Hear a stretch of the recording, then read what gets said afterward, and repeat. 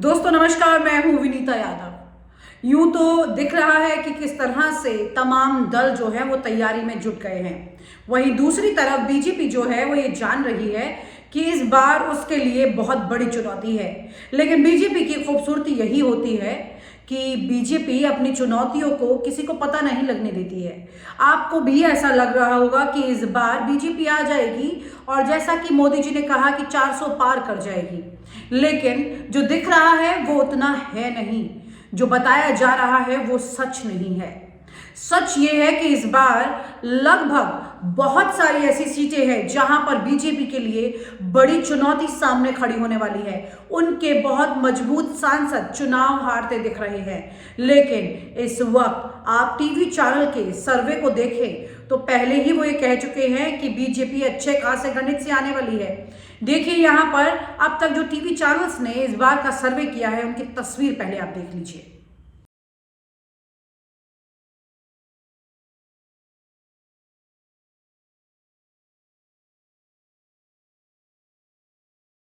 तो ये सर्वे कह रहे हैं कि किस तरह से तमाम दल जो है वो कमजोर हो रहे हैं और बीजेपी यहां पर सीटें निकाल रही है। लेकिन मैं आपको ये बता दूं कि ये सब कुछ उसी एक रणनीति का हिस्सा है जो कि आपके जहन को ये समझाने में, ये तैयार करने में मदद करती है कि अब सिर्फ बीजेपी ही आएगी। लेकिन सच उतना नहीं है। सच ये है कि बीजेपी को इस बार तैयारी कई गुना करनी पड़ रही है। कई गुना तैयारी में उन्होंने अपने तमाम बड़े महारथियों को उतारना शुरू कर दिया है। आपको याद होगा किस तरह से जब 4 राज्यों के विधानसभा चुनाव हुए पिछले वक्त में, छत्तीसगढ़, मध्य प्रदेश और राजस्थान में जब चुनाव हो रहे थे तेलंगाना के साथ, उस वक्त में आपको यह मालूम है कि इन तमाम 5 राज्यों के चुनाव के वक्त ये रिपोर्ट बीजेपी के पास आ चुकी थी कि वो अच्छे खासे तरीके से वहां हार रही है। बावजूद इसके, हाई एंटी इनकम्बेंसी होने के बावजूद किस तरह से मध्य प्रदेश में बीजेपी ने सरकार बनाई। वहीं पर कांग्रेस की 5 साल की एंटी इनकम्बेंसी तुरंत यहां पर काम कर गई, लेकिन वहां मध्य प्रदेश की नहीं की। ये कैसे हुआ, कभी आपने सोचा है? दरअसल बीजेपी वक्त से पहले इस तैयारी को शुरू कर देती है और वो अपने तमाम कमियों पर काम करना शुरू कर देती है। वो जान रही है कि वो हार रही है, लेकिन वो हारती नहीं है, वो लगी रहती है वहां पर। आपको लगेगा मैं उसकी तारीफ कर रही हूं, लेकिन मैं आपको एक सच बता रही हूं जिसको जानने की विपक्ष को भी बहुत ज्यादा जरूरत है। हो सकता है कि ये सच सुन करके आपको बुरा लगे, आप ये कहें कि मैं कैसी बात कर रही हूं, लेकिन आपको मैं ये सच बता रही हूं कि बीजेपी 2024 में उतनी सीटें नहीं ला रही है जितना कि वो बता रही है। सच ये है कि वो उसके लिए अब अपनी रणनीति पर काम कर रही है, लेकिन जैसा वो रणनीति पर काम कर रही है और लोगों को ये बता रही है, उससे विपक्ष के हौसले पहले से ही थोड़ी जगह पर ढीले होने लगे हैं।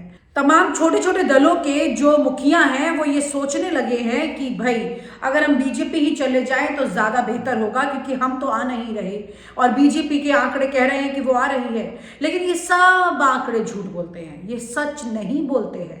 आप जानते हैं कि किस तरह से आपकी इस मनोस्थिति के साथ एक बड़ा खिलवाड़ यहाँ पर हो रहा है। इसे समझने की आपको ज़रूरत है। इसीलिए मैंने यहाँ पर बीजेपी के लिए जो कहा कि वो मेहनत कर रही है, तो आप ये समझ लीजिए कि वो हारी हुई बाजी को जीतने की तैयारी कर रही है। वो जानती है कि 10 साल हो गए हैं, पिछली बार भी 5 साल पहले महंगाई और बेरोजगारी इतना बड़ा मुद्दा था कि लोग बीजेपी को वोट नहीं करना चाहते थे, और ये मुद्दा अब और ज़्यादा आगे बढ़ गया है। हम इन आंकड़ों में और ज़्यादा आगे चले गए हैं। बावजूद इसके बीजेपी लोगों को ये सोचने पर मजबूर कर रही है कि बीजेपी ही आ रही है, चाहे वो राम का नाम लेने की बात हो या फिर देश में एक बड़ी ब्रांडिंग करने की बात हो। इन्हीं 2 मुद्दों के इर्द गिर्द बीजेपी घूम रही है। लेकिन इस वक्त देश में महंगाई और बेरोजगारी बहुत बड़ा मुद्दा है, लेकिन उसकी चर्चा उतनी नहीं हो रही। ये अहम बात है। आम जनता त्रस्त है, परेशान है, वो नहीं चाहती है कई जगह पर कि ये सरकार को और ज़्यादा मौका दिया जाए, लेकिन ये जानती है कि इनसे मौका कैसे छीन लेना है। यहाँ पर समझने की यही ज़रूरत है कि आप किस तरह से अपनी ही मनोस्थिति से खिलवाड़ कर जाते हैं उस आखिरी पल में जहाँ पर सरकार बनाने का निर्णय होता है। आपको ये सोचने की ज़रूरत है। आपके साथ जो अहम तथ्य अभी हम साझा करने वाले हैं वो हम वरिष्ठ पत्रकार मुकेश कौशिक के साथ बात करेंगे और आपको बताएंगे किस तरह से तमाम आंकड़े बड़े होने के बाद भी, सामने खड़े होने के बाद भी धराशायी हो रहे हैं और बीजेपी उन सब के बावजूद कैसे लोगों के जहन से सिर्फ और सिर्फ एक बड़ा खेल करते हुए अपनी बढ़त बनाने की बात कर रही है। मुकेश जी, जिस तरह से यहाँ पर तस्वीरें अब ये दिखने लगी हैं कि 370 पार हो जाएगी बीजेपी, एनडीए के साथ में 400 पार हो जाएगी, क्या वाकई में इस देश में अब कोई मुद्दा नहीं बचा है विपक्ष के द्वारा घेरने का, या फिर देश में कोई अपना जमीनी ऐसा मुद्दा नहीं बचा है? जैसे महंगाई है, बेरोजगारी, ये सब कंट्रोल हो चुका है।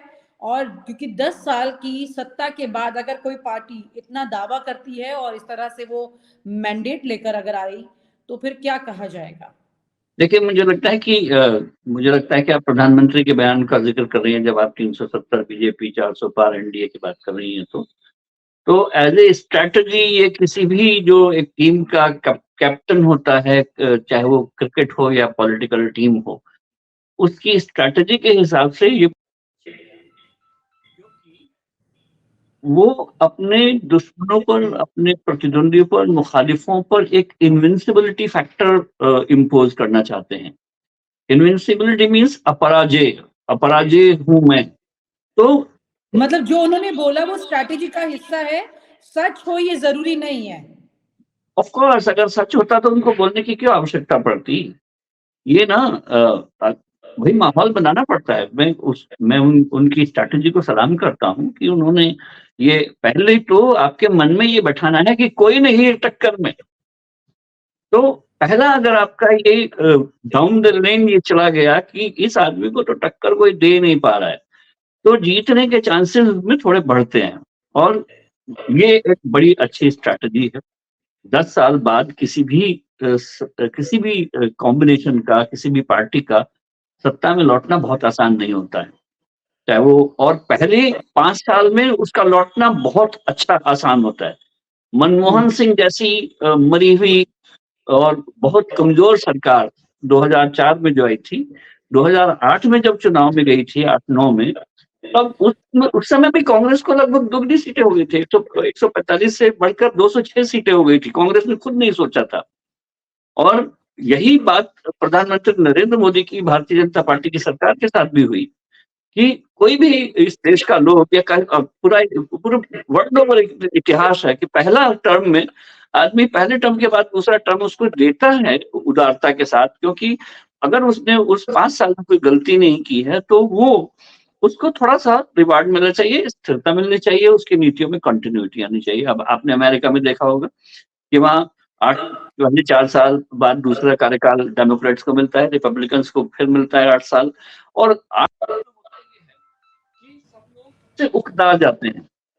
मतलब 2014 में मोदी का आना कोई बहुत बड़ा करिश्मा नहीं था, एक लंबी एंटी इनकम्बेंसी होने की वजह से वो आए। फिर 2019 में वो आए, तो 2019 में आने का 5 साल में वो, क्योंकि आप नेशनल लेवल पर ये कितनी जल्दी असर करती है ये बताइएगा। और साथ ही आज कौन से वाले फैक्टर्स है जिसकी वजह से कहा जाए कि अभी बीजेपी उतनी मजबूत नहीं है जितनी ये दिखा रहे हैं? मैं बीजेपी के स्मार्ट मूव पर बात करूंगा। पहला स्मार्ट मूव ये कि पहले बता दीजिए कि हमें कोई हरा नहीं सकता, है ना। जैसे कि भारतीय टीम ने जो विश्व कप में जब उतरी थी तो उसने पूरा ये बता दिया था कि इस टीम को कोई अब हराने वाला नहीं है, और पूरे भारत ने भी मान लिया था। 2000 जब हम लोग इस 2000 जब 2023 के वर्ल्ड कप में जब फाइनल में उतरे थे, सारी टीमों को ध्वस्त करते हुए हम लोग वहां पर पहुंचे थे, तो कोई आदमी ये मानने को तैयार नहीं था कि ये टीम फाइनल में हार जाएगी। खुद हमारी टीम के हौसले इतने बुलंद थे, और नरेंद्र भाई मोदी स्टेडियम में जब वो मैच होने वाला था तो सब लोगों ने विजय की तैयारी कर रखी थी। और ये बहुत अच्छी स्ट्रैटेजी है किसी भी कैप्टन की कि वो पूरे लोगों को, सामने वाले को एहसास दिला दे, ताकि वो जब मैदान में उतरे तो वो पराजित मानसिकता के साथ उतरे। और पराजित मानसिकता किसी विरोधी की होना वो बहुत बड़ी जीत है आपकी। भारतीय जनता पार्टी का ये स्मार्ट मूव है, और इंडिया गठबंधन ने एकजुट होकर ये इसको चुनौती देने की जो इनिशियल कोशिश की थी, वो उसको थोड़ा सा झटका जरूर लगा है, क्योंकि वो कभी चाहे वो डिस्ट्रैक्ट हो गए हों यात्राओं में, या जयंत चौधरी को लूटने की कोशिश जो बीजेपी की हुई, या ममता बनर्जी के जो बयान आए, उस वजह से उसकी जो एक टेम्पो था उसका कमजोर पड़ा। और जो उन्होंने जो भरोसा दिलाया था कि अगर हम 28 दल एक साथ मिलकर लड़े तो भाजपा का जो 33-35% वोट है उसके सामने हमारा 65% वोट एकजुट हो जाएगा, mathematically we will be very strong. तो वो स्ट्रैटेजी थी और उसको काउंटर बीजेपी ने किया, बहुत मजबूती से किया। भले ही वो लोग 370 सीटें 400 पार कहते रहे हों, लेकिन उन्होंने 4 सीटें आरएलडी या 3 सीटें आरएलडी को लेने वाले आरएलडी को पीछे नहीं छोड़ा। अभी चंद्रबाबू नायडू के साथ उनके जो कोशिश चल रही है उनको साथ लाने की, जगन मोहन रेड्डी के साथ कल ही भारत प्रधानमंत्री की जो मुलाकातें हुई हैं, तो अगर ये 370 और 400 पार हो चुके हैं तो ये कवायदे क्यों हैं? तो हाँ, फिर जोड़ तोड़ क्यों कर रहे हैं? मैं इसमें ये नहीं कह रहा हूँ कि बीजेपी कमजोर है, हो सकता मैं है कह वो रहा हूँ 400 पार लाने के लिए जोड़ तोड़ कर रहे हो। नहीं, ये जोड़ तोड़ 400 या 370 पार, वो 370 पार और 400 पार तो इनविंसिबिलिटी फैक्टर के लिए थी, लेकिन वो जमीन पर कोई कसर नहीं छोड़ रहे, मैं उसको सैल्यूट करता हूँ। बावजूद इसके कि मंदिर का एक टेम्पो उनके साथ है, बावजूद इसके कि एक इनविंसिबिलिटी फैक्टर उन्होंने क्रिएट कर लिया है, लेकिन उनको बहुत अच्छे से पता है कि 10 साल की जो एंटी इनकम्बेंसी होती है उससे पल्ला झाड़ना आसान नहीं होता। आपने नोटिस नहीं किया कि इस इनकम्बेंसी एंटी इनकम्बेंसी को दूर करने के लिए उन्होंने श्वेत पत्र लाए मनमोहन सिंह सरकार के खिलाफ। 10 साल पहले जो सरकार रही है, पिछले उसकी 10 साल का मुकाबला करने के लिए हमने श्वेत पत्र पेश किया है। यानी कि अभी भी हम एंटी इनकम्बेंसी मनमोहन सिंह सरकार की दिखाना चाहते हैं कि मनमोहन सिंह सरकार बहुत बुरी थी। 10 साल में हमने जो इकोनॉमिक पॉलिसीज अपनाई वो आउट ऑफ द वर्ल्ड थी, जिससे की वजह से हम 5वें नंबर पे हैं, हम लोग 11वें नंबर पर थे पहले कभी मनमोहन सिंह की। यानी कि इस एंटी इनकम्बेंसी को वो प्रो इनकम्बेंसी में चेंज करना चाहते हैं। और कारण ये है कि एक बहुत बड़ा वोट वर्ग है जो जुड़ा है, भले ही वो 2 करोड़ हो 7 करोड़ हो, जो नया वोट बना है, उनकी सोच मंदिर मस्जिद या डिवीजन वाले डिवाइसिव एजेंडे से उतनी प्रभावित नहीं होती जितनी उस समय की जो 1990 से लेकर 2014 तक का जो वोटर था वो मंदिर आंदोलन के समय का वोटर था। लेकिन 2014 से 2024 के बीच का जो वोटर है, जिसकी संख्या 10 करोड़ से ऊपर ही रही होगी, उसका एजेंडा एक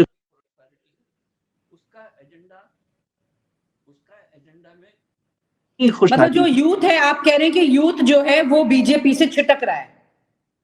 मैं ये नहीं कह रहा हूँ, बीजेपी को इस बात का एहसास है कि उनकी एस्पिरेशंस, उसकी एस्पिरेशंस को पूरा करने के लिए हमें कुछ और बताना होगा। इंडिया ब्लॉक को ये एहसास हो या ना हो, लेकिन जो बात मैं समझ पा रहा हूँ वो अमित शाह को ना समझ आ रही हो, ऐसा नहीं हो सकता है। मुझे अगर ये पता है कि आज का जो ग्रेजुएट है वो बिल्कुल बहस के साथ आपसे बात करता है, और जो पेनिट्रेशन है, चाहे वो राहुल गांधी के ओबीसी एजेंडा के कारण जातीय विभाजन पैदा हो रहा हो, या कांग्रेस के ही जो न्याय यात्रा निकल रही है उससे होने वाले जो नुकसान हो सकते हैं उसको काउंटर करने की प्रोएक्टिव बीजेपी की तैयारी हो, और ये प्रोएक्टिव तैयारी ही है जो बीजेपी की इलेक्शन रणनीति को मोबाइल रखती है, और वो अपने आप को वर्स्ट केस सिनेरियो के लिए तैयार कर रहे हैं। वो अपने आप को इसीलिए साउथ में कुछ जीतना चाहते हैं। उनको ये भी एहसास है कि हम राजस्थान, गुजरात, हिमाचल प्रदेश, उत्तराखंड, उत्तर प्रदेश, मध्य प्रदेश, छत्तीसगढ़, इन सब राज्यों की मैक्सिमम सीट जीत चुके हैं। बहुत सारे राज्य हैं जिनकी 100% जीत चुके हैं। तो यहाँ पर सीटों का नुकसान भी हो सकता है, और अगर यहाँ पर नुकसान हुआ तो हम लोगों को कहीं ना कहीं ऐड करना होगा। बीजेपी जब अपने को 370 400 पार कहती है तो ये अपने लिए उसकी अपनी एक स्ट्रैटेजी का हिस्सा है, लेकिन बंद कमरों में उनको जरूर ये लगता होगा कि नहीं गुरु, ये ओवर कॉन्फिडेंस हमको नहीं रखना है, हमको जातीय गणित भी साधना है, हमको कर्पूरी ठाकुर को भारत रत्न देना है, हमको चरण सिंह को भी साधना है, हमको और भी नरसिम्हा राव जैसे प्रधानमंत्री को भारत रत्न देना है, ताकि कांग्रेस के भीतर के जो अंतर्द्वंद है उसको भी सामने रखा जा सके, ये बताया जा सके कि परिवारवादी पार्टी। तो इंडिया गठबंधन और कांग्रेस की मूवमेंट इस वक्त कहीं ना कहीं एक थ्रेट बन रही है बीजेपी के लिए कि वो इस तरह के फैसले ले रही है? कांग्रेस को अलग थलग करने का बहुत बड़ा एक अभियान है बीजेपी का, ताकि वो एक इंडिया ब्लॉक के रूप में खड़ी ना दिखाई दे, वो अकेली खड़ी दिखाई दे उसमें। और ये एक जो भाजपा का जो सबसे बड़ा डर पैदा हुआ था वो यही था कि सारे लोग गोलबंद हो गए हैं, जिन्होंने उसको जिसको बीजेपी ने कहना शुरू किया था कि भानुमति ने कुनबा जोड़ लिया है। और अगर भानुमति के कुनबे में ताकत नहीं दिखती थी तो उनको तोड़ने की क्यों इतनी कवायद है? इस कुनबे को तोड़ना और अपनी मजबूती दिखाना, चाहे वो श्वेत पत्र लाके हो, चाहे वो 370 के ऐलान से हो या 400 सीटों के ऐलान से हो, तो ये एक इलेक्शन स्ट्रैटेजी का हिस्सा है। I really salute that strategy. Okay, तो ये स्ट्रैटेजी का हिस्सा है, लेकिन ये सच है कि कहीं ना कहीं कांग्रेस और इंडिया गठबंधन जो है वो एक स्ट्रेस क्रिएट कर रहा है बीजेपी मुझे पर। नहीं, मैं ये नहीं कह रहा हूँ कि वो मजबूत होगा या क्या है। बीजेपी एज ए हम कह रहे हैं रूलिंग एक पार्टी, स्ट्रेस कम से कम सोचने के लिए और अपनी आप स्ट्रैटेजी को और मजबूत बनाने आप के लिए मजबूत नोटिस तो कर रहा करिए है। पिछले 10 साल से जो पार्टी सत्ता में है, पिछले 10 साल से सत्ता में मैं हूँ, मेरी पार्टी है, और फिर भी मैं भ्रष्टाचार के आरोप कांग्रेस पर लगाने में सफल हो रहा हूँ। क्योंकि जो जिनको 10 साल में आप सत्ता से दूर हैं वो भ्रष्टाचार कैसे करेंगे? लेकिन मैं अपने दामन को बिल्कुल पाक रखने के लिए अगर मैं दूसरों पर वार करता रहूंगा तो मैं बिल्कुल साफ रहूंगा। तो ये बहुत विचित्र सी आदत है कि 10 साल में जो पार्टी सत्ता में है वो मतलब भ्रष्टाचार कांग्रेस, हाँ मतलब कांग्रेस विपक्ष और पक्ष दोनों का रोल इस वक्त बीजेपी निभा रही है, और कांग्रेस को इससे कम से कम अपनी स्ट्रैटेजी को और स्ट्रांग बनाने की सीख लेने की जरूर है। कांग्रेस को अपनी स्ट्रैटेजी किस तरह से बनानी चाहिए उसका अपना निजी मामला है। लेकिन मुझे लगता है कि उसकी जो एकजुटता की रणनीति थी उससे बीजेपी ने अपने लिए मुसीबत आते देख ली थी और उसका इंतजाम उन्होंने किया है। चाहे वो बिहार में जेडीयू को पटा के वापस लाना रहा हो, या फिर भारत रत्न देना रहा हो, या किसानों को साथ लेना रहा हो।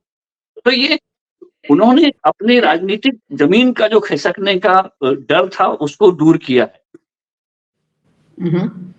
ठीक है, यानी कि कुल मिलाकर के इस वक्त बीजेपी जो है वो भले ही बहुत मजबूत जमीन पर ना खड़ी हो, लेकिन इमारतें हल्की फुल्की बना करके उस सत्ता को वापस लाने की कोशिश में जरूर ठीक ठाक चल रही है, जहां पर जरूरत है बाकी दलों को कम से कम ये सीखने की। बहुत बहुत शुक्रिया, thank you so much sir. और आप हमसे जुड़े रहने के लिए सब्सक्राइब करें YouTube पर, फॉलो करें Twitter पर और लाइक करें Facebook पर। और ज्यादा जानकारी के लिए आपको टाइप करना होगा सिर्फ न्यूज़ नशा।